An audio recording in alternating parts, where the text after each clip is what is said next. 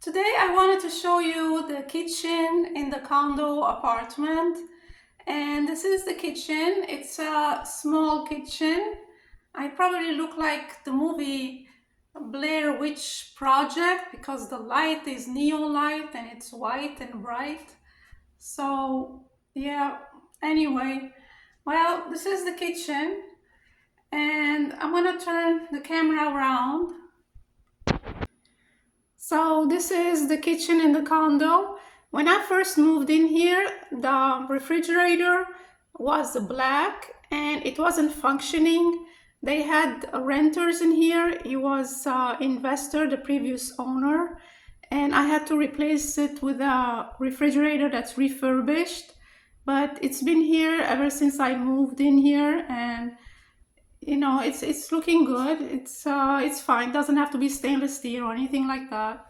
So the cabinets are those cabinets are probably from Lowe's or Home Depot. They're very basic. They don't have that magnet. When you close it nowadays, they have that magnet, and it doesn't even have the handles. And since I don't think I'm gonna be here for a long time because so many reasons, and I don't think I'm gonna spend too much money unless it's something that has to deal with maintenance or repairs. So yeah, I could live with that. It's fine. So here, what they did, they put a lazy Susan. So this thing you can put, I guess it's for spices, but I don't use it for spices. I just put storage. It's called Lazy Susan. It doesn't have handles, but it's all right. I'm good. So yeah, this is the microwave. And here in Florida, I mean everywhere, in the kitchen you have to have this GFCI outlet that, if you're near water in the kitchen, you're supposed to have those outlets. But see, the one with the microwave doesn't have that. I have to switch it to the other one. But I thought here in the middle it looks nicer than on the corner here. And it looks like the previous owner, he put this backsplash. It's like tan and gray and black, which made it looks nice. Probably because he's trying to cover oil stains or something. I'm not sure.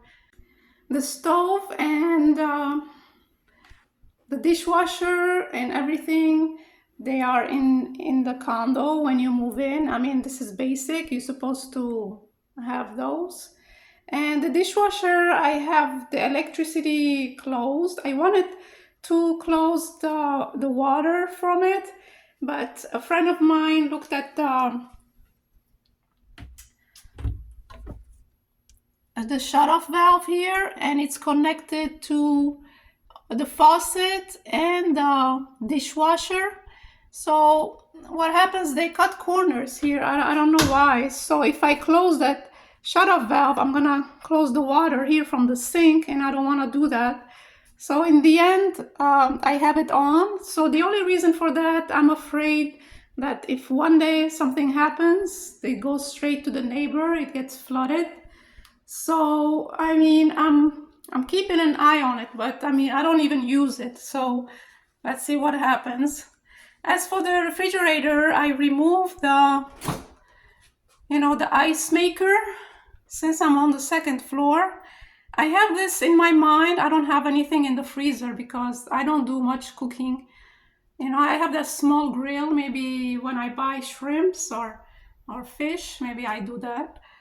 So, but anyway, yeah, I took the hose. I asked a friend of mine to remove that because I don't want to have this thing dripping and leaking on the neighbor. And all of a sudden they come from downstairs and they tell me, oh, your refrigerator is leaking, you caused damage, oh. And the drama starts. I'm trying to avoid drama queens. That's not for me. And also I have this neon light, but it's all right, it's fine. Here in Florida, as I mentioned from my previous video, for some reason, when you come in here, you see popcorn ceiling. I mean, I don't know, they like having popcorn ceiling. Maybe it was a trend back in the 80s. And the bedroom had two coats, and this one here, it's like they did one coat because it's not that, it's some places it's like spread out. So you look at the ceiling, and it's very hard to paint. See, has two coats of popcorn ceiling because it's yeah, that's the way it is. And yeah, that's what happened here.